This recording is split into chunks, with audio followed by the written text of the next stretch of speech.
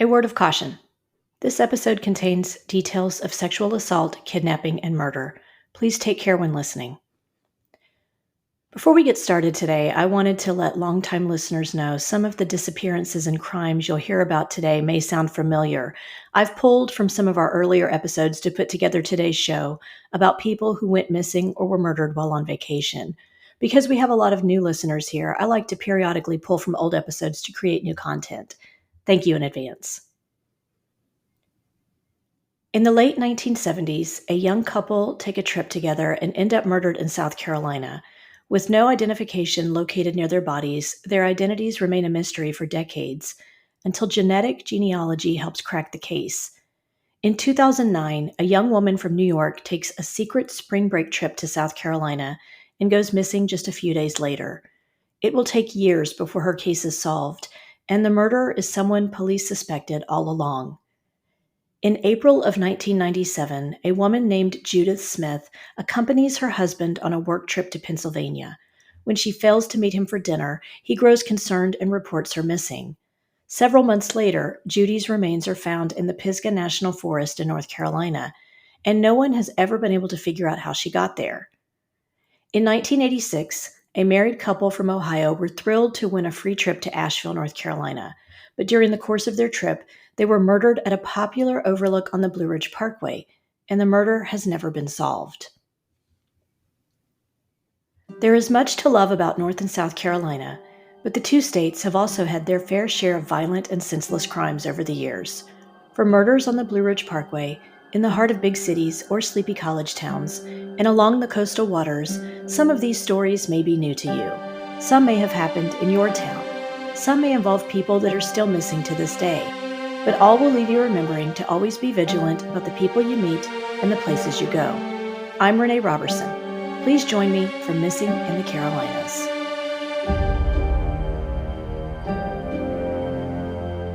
Episode 134, Missing and Murdered While on Vacation.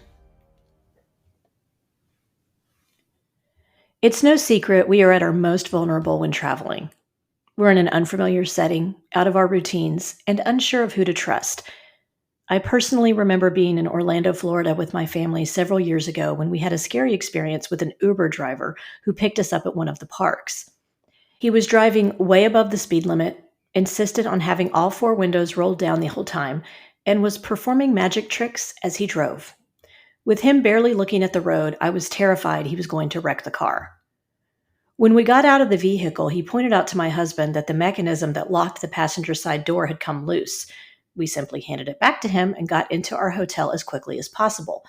My husband was scared to give the guy a bad rating because the driver could have then retaliated and given us one too.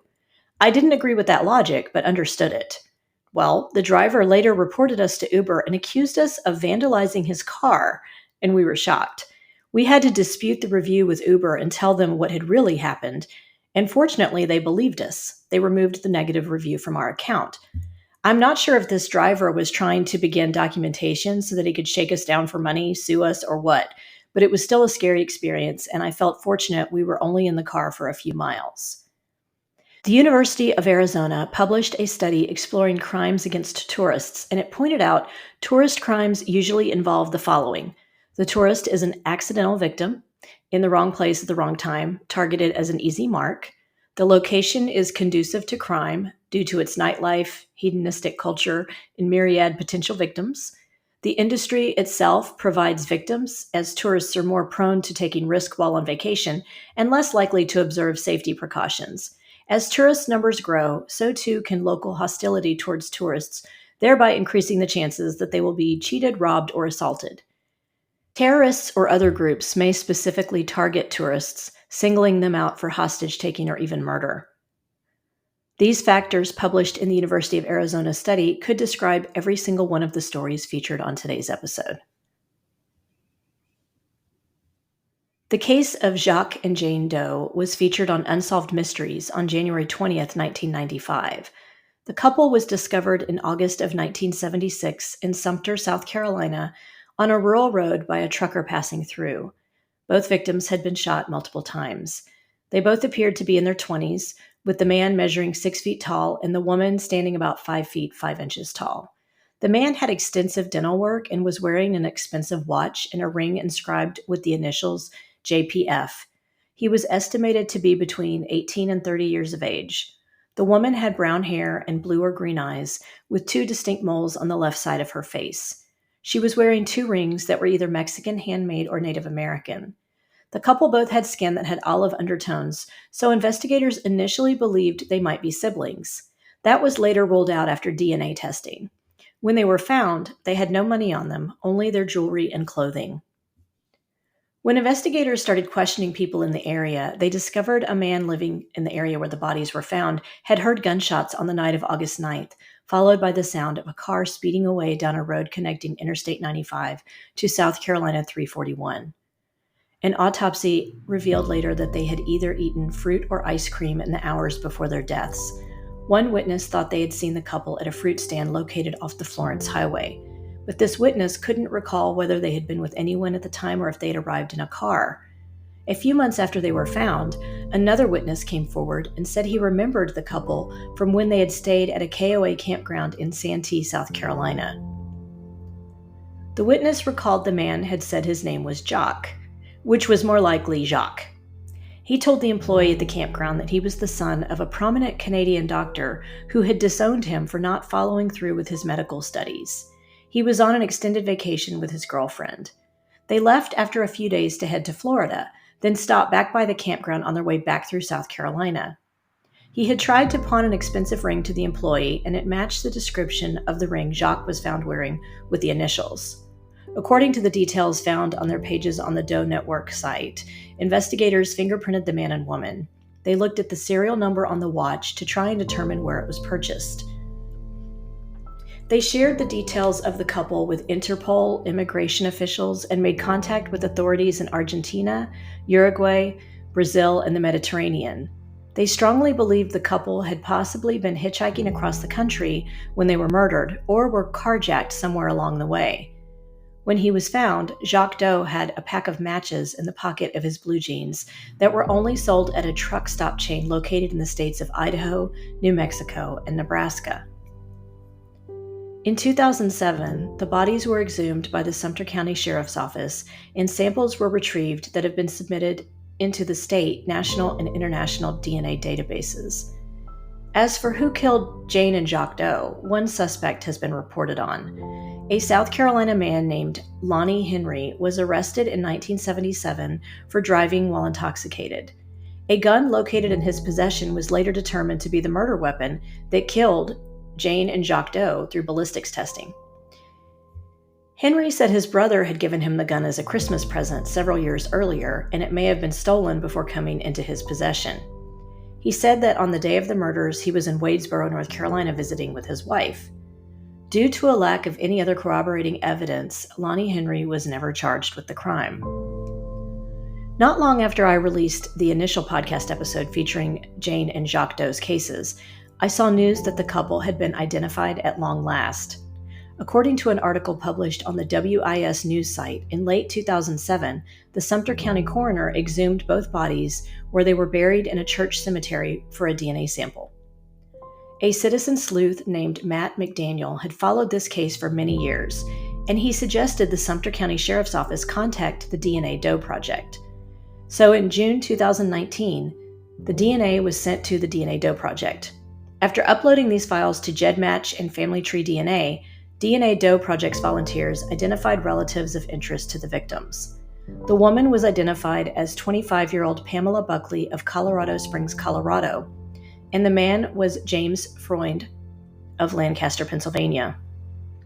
Based on an article that ran in the state newspaper in South Carolina, Pamela Buckley was last seen in and reported missing from Colorado Springs in December 1975. Freund was last seen in the Lancaster, Pennsylvania area in December 1975.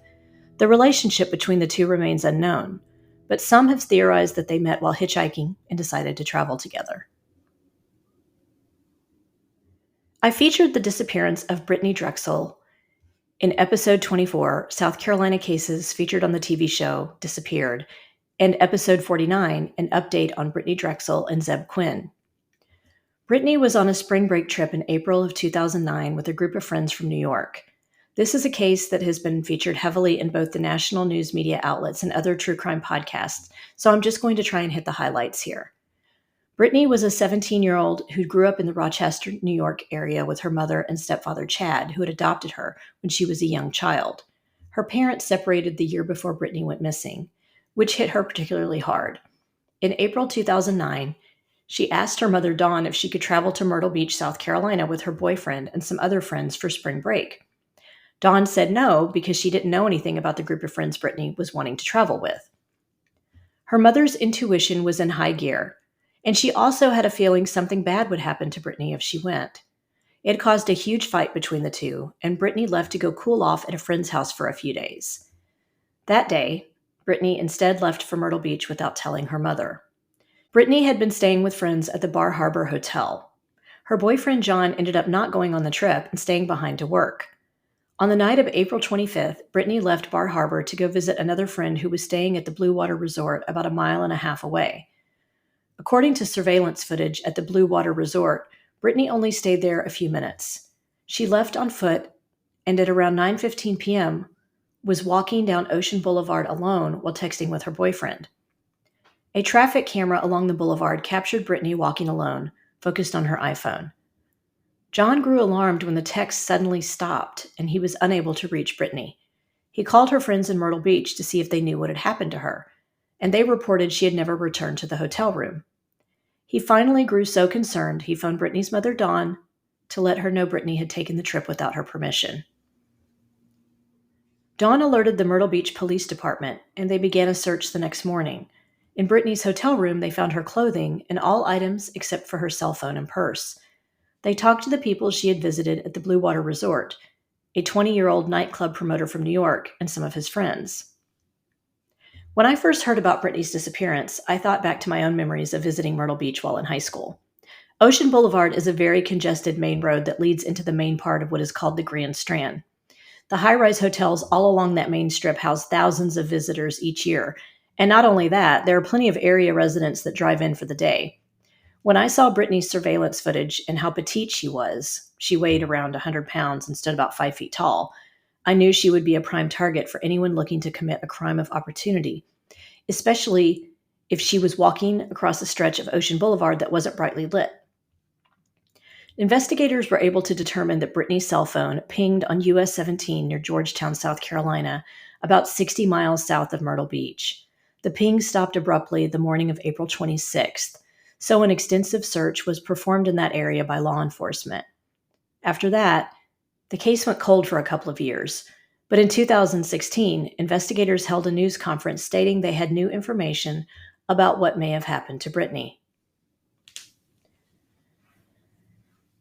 Over the years, there were periodic updates on Brittanee's case, and each one was more terrifying than the last.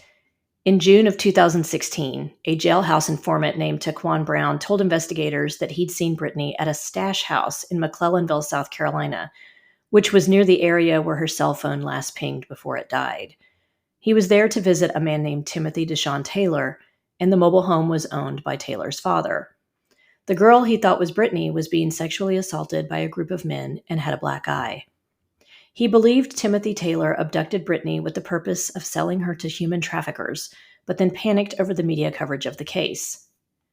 The informant said he was also present a few days later when Brittanee attempted to escape her abductors and was shot, before being dumped into a murky body of water known to attract alligators. This information is all very disturbing and had to have been very difficult for Brittanee's family to hear. The problem was, there was no conclusive evidence corroborating Taquan Brown's story, and Timothy Taylor claimed he didn't even know who Taquan was. Taylor eventually pled guilty for his involvement in an armed robbery of a McDonald's in Mount Pleasant and sentenced to 3 years probation.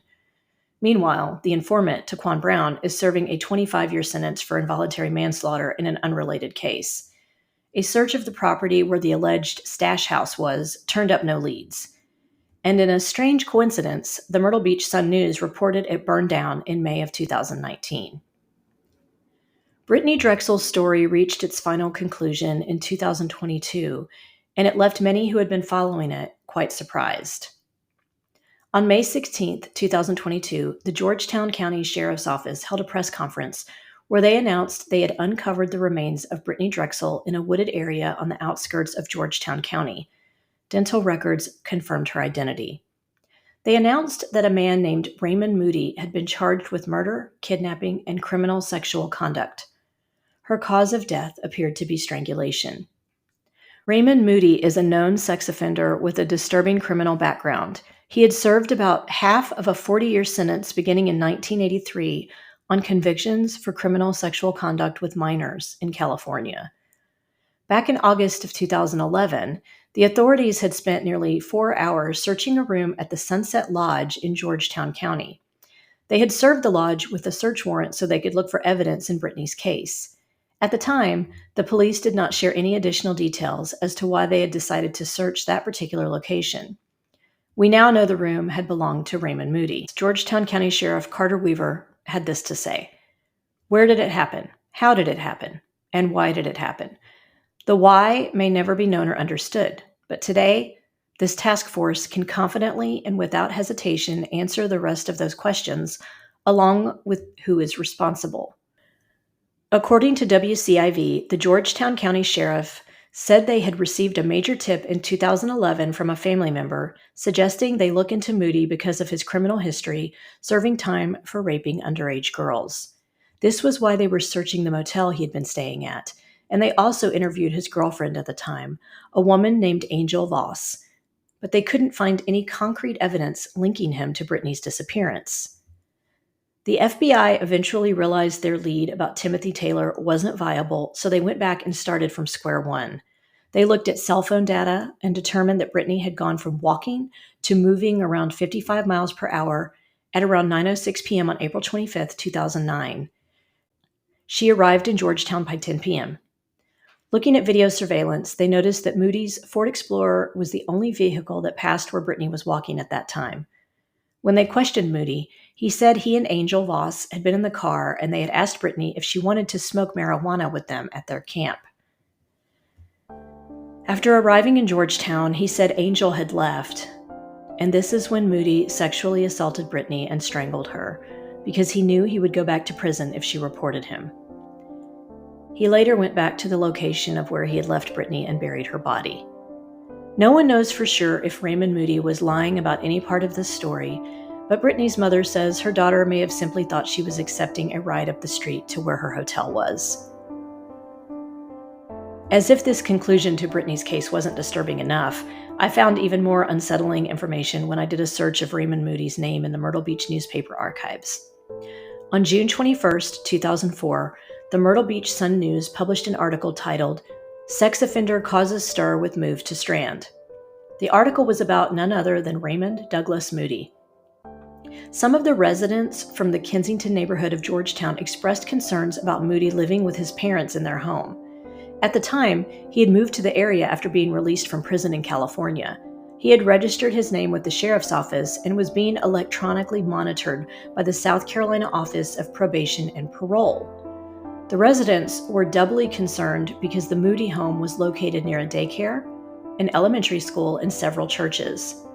Moody told the newspaper at the time, "They have a bracelet on my ankle and a monitor in the house. The only time that I leave the house is for counseling and to see my parole officer. I just want a chance to live my life." The Georgetown County Assistant Sheriff Carter Weaver told the newspaper, "It is our understanding that Moody has met all of his requirements as prescribed by law." The president of the Kensington Community Association at the time said, "I can look out the window and look at his house. I know his mama and daddy real well. I've got children. If they did something wrong, I would still have my house open to them." An article that ran a few months later, in September of 2004, said that Moody was no longer classified as a sexual predator, but remained under strict electronic monitoring as a high-risk sexual offender. The article mentioned he had moved from his parents' home in the Kensington community of Georgetown. It explained that Moody could not be classified as a predator because his crimes were committed before 1986. The violent sexual predator law wasn't formed until the mid-1980s, a spokesman for the California Board of Prison Terms told the reporter.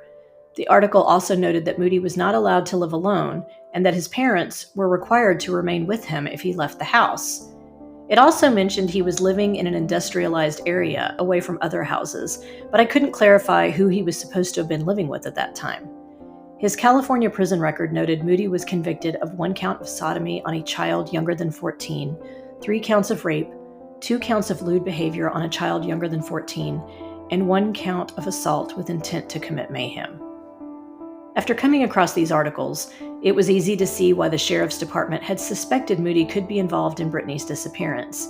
She went missing in 2009, only 5 years after Moody had first arrived in the Myrtle Beach area, and his arrival had drawn the fear of area residents so much that newspaper articles were published.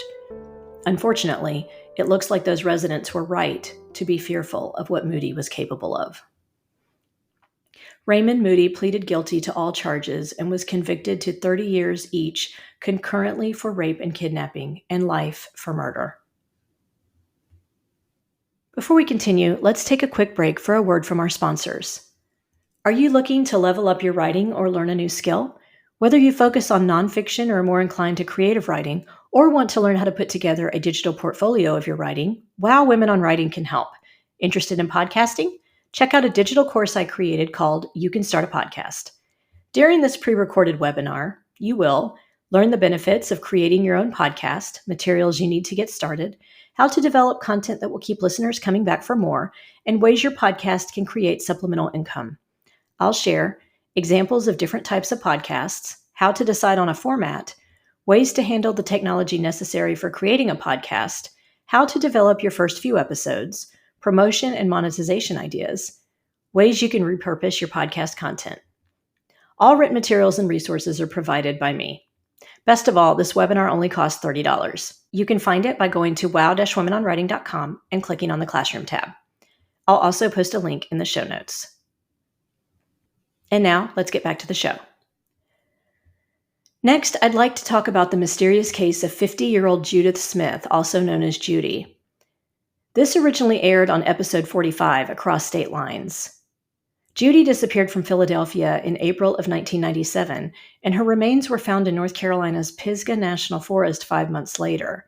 Her case begins during a springtime trip, where Judy and her husband Jeff Smith planned to mix business with pleasure while Jeff, an attorney, attended a business conference in Philadelphia. Judy was a divorced mother of 2 who had met Jeff when she served as a home health nurse for his ailing father. They had been married 5 months when they planned the trip to Philadelphia. The morning they left for the business trip, Judy discovered at the airport she had forgotten to bring her driver's license, preventing her from boarding the plane. She told Jeff she'd go back home to get her license and catch a later flight. She arrived in Philadelphia that night around 10 p.m. She brought Jeff flowers as an apology for delaying her part of the trip. She set out the next morning for some sightseeing, carrying a red backpack she always had with her. The 2 planned to meet up for dinner later that night. Jeff got back to the room around 5:30 p.m. and Judy wasn't there. He contacted hospitals and the police, who told him it was too soon to report his wife missing. He got into a taxi and rode through the city, trying to trace the path of the tour bus she was supposed to have taken. He could find no trace of her. Jeff had to return to Boston without Judy. He created flyers to fax to law enforcement departments from Maine to Florida. He also hired 3 different private investigators. 5 months later, on September 7, 1997, a father and son hiking near Candler, a town just outside of Asheville, found a partially buried skeleton. The location was more than 600 miles away from where Judy had disappeared. It was also not in an area tourists normally visited and was located a short walk from a main road. The medical examiner determined the remains belonged to a white female, possibly in her late 40s to mid-50s. There were puncture wounds and cuts on the bra found with the remains that were consistent with stab wounds. A doctor in North Carolina had seen one of the flyers about Judy that Jeff had distributed throughout the Southeast, and he called law enforcement when he heard about the female remains discovered in the woods. Jeff Smith provided the dental records that confirmed the victim to be Judy Smith. Here's where the story takes a strange turn. Based on a few different eyewitness accounts, it seems Judy had traveled to Asheville on her own after leaving Philadelphia. A sales clerk said she saw Judy in a store, and the 2 chatted while Judy looked around. She told the sales clerk her name was Judy, her husband was an attorney, and that she was from Boston. She said she had decided to visit North Carolina while her husband was in Philadelphia at a convention. An article that ran in the Asheville Citizen-Times on April 10, 1998, reported that employees at a local doctor's office said a woman matching Judy's description inquired about a job in April of 1997. Employees at a motel in Biltmore Village also believed Judy had been staying there. Jeff Smith told authorities they didn't know anyone in Asheville, and he had no idea why Judy would have traveled there alone. A friend told the TV show Unsolved Mysteries that Jeff and Judy's marriage had hit a rough patch, and that Judy may have left on her own to put distance between her and Jeff. The same friend told the show that she didn't believe Judy was involved with anyone else, but she was a friendly and outgoing woman who may have met someone while in Asheville who caused her harm. Investigators said they found a blue and black backpack with Judy's remains, and they didn't believe it belonged to Judy. There was also an expensive pair of sunglasses. They would have sold for more than $100, and Judy's friends and family don't believe she would have spent that kind of money on sunglasses. Robbery didn't appear to be a motive. However, her driver's license and credit cards were missing, which helped in delaying Judy's identification. Judy's husband, Jeff Smith, died in 2005 without ever knowing who murdered his wife. I have read articles speculating that serial killer Gary Hilton may have been responsible for Judy's death. He is known to have had victims in Florida, Georgia, and North Carolina. He was convicted of murdering 46-year-old Cheryl Dunlap, a nurse from Tallahassee, Florida, whose body was found in a national forest in December of 2007. Hilton also murdered elderly couple John and Irene Bryant in 2007 as they hiked in the Pisgah National Forest near their home in North Carolina. Georgia resident Meredith Emerson, who was abducted and murdered after going for a hike with her dog on New Year's Day in 2008, is also a known victim of Hilton's. He was sentenced to death in Florida and also received life in prison terms in Georgia and North Carolina. Judy disappeared in 1997, while Hilton's other known crimes occurred in 2007 and beyond. But Hilton was in his 60s when he murdered Cheryl Dunlap, so I don't think it's too far-fetched to hypothesize he began his life of crime much earlier, especially since he seemed to be a drifter who frequently traveled between Florida and North Carolina. I also think the reason why Hilton is a suspect in Judy's disappearance is because the modus operandi is very similar to victims in Florida, North Carolina, and Georgia. He would befriend people while out hiking in national forests. He usually had his dog with him. His motive appeared to be robbery. In all the convicted cases, he stole the victims' bank cards and forced them to give up PIN numbers before murdering them. Judy's credit cards and ID were missing when she was discovered. However, many of Hilton's later victims were decapitated, and Judy was not. Maybe that was an extra step he took as he murdered more victims to prevent them from being identified. There is also speculation that Hilton may have been responsible for the disappearance of Jason Knapp, a 20-year-old Clemson University student who went missing from Table Rock State Park in South Carolina. We featured Jason's story on episode 8 of this podcast, Missing College Students in the Carolinas. To date, Hilton has denied any connection to Judy Smith and Jason Knapp's cases. Wesley and Bonnie Mahaffey's story also appeared in episode 45, along with Judith Smith's. In 1986, a free vacation getaway turned into a nightmare for the Ohio couple visiting Asheville, North Carolina, when they were found murdered at an overlook called Buzzard Rock. Wesley and Bonnie Mahaffey, ages 33 and 29 respectively, had traveled to the area from Hanover Township, Ohio, after winning a 3-day trip to Asheville through Wesley's job. The couple had been staying at a nearby hotel, the Great Smokies Hilton, and a member of the maid service saw them come out of their room as they left for a day of sightseeing on May 18, 1986. Their bodies were found early the next morning by a group of teenage boys. They had both been shot multiple times with a .38 caliber handgun. Buzzard Rock is an area that's located between Beaver Dam Road and the Blue Ridge Parkway, and it has always been known as a popular place to watch the sunset because of its beautiful views. But an article in the Asheville Citizen-Times that ran at the time of the murders quoted a nearby local resident as saying the area had developed a reputation as a meeting place for drug dealers.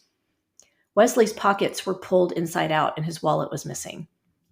There were no signs Bonnie had been sexually assaulted. A Black Mountain resident named Roy Lee Fox was eventually arrested and charged with the murders in 1987. Local law enforcement officials believed he had come across the couple at Buzzard Rock, robbed, and murdered them. He had previously been convicted of murdering an acquaintance named Morris Sams in 1986 and an elderly woman named Ovella Jean Lunsford in the late 1960s during a home robbery.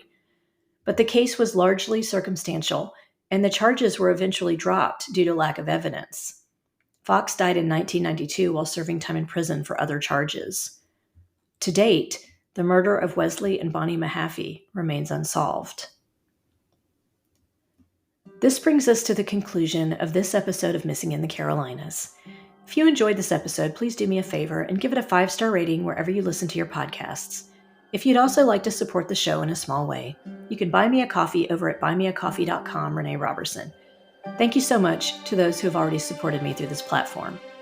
We're also on Instagram, Facebook, and YouTube, so please like our pages and get started on a discussion of the missing people and crimes profiled on the show. Do you know of a missing persons case in North or South Carolina that you think should be covered? Email me at missinginthecarolinas@gmail.com with any details you can share. Cover art for this podcast was designed by Macintosh Multimedia. Sound editing is provided by Daniel Robertson. Thanks so much for listening.